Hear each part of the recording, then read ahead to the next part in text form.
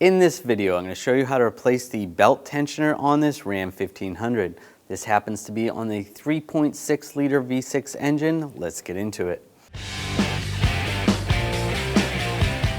We're going to take the serpentine belt off. I'm going to use a 3/8 extension. Loosen the tension on the tensioner. Slide the belt off.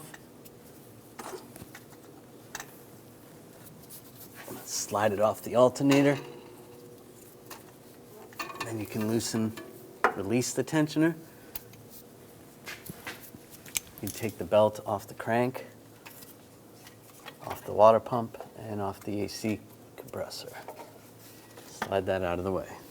We're going to take this bolt out, use a 16mm socket.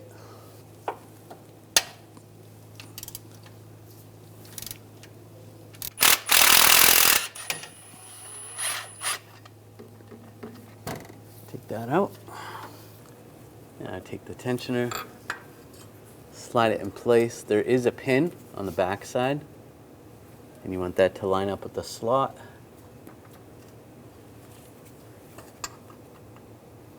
Get the bolt started.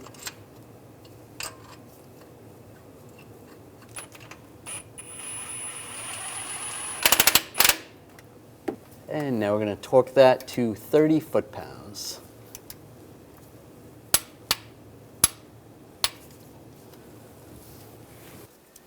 Take the belt, I'm going to go over the AC compressor, around the water pump,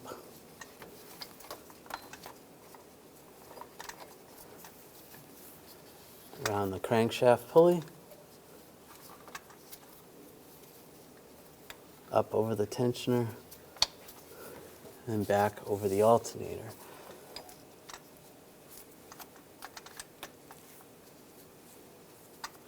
And over the idler. I'm going to take it off the water pump. We're going to go around the alternator first, on the top here.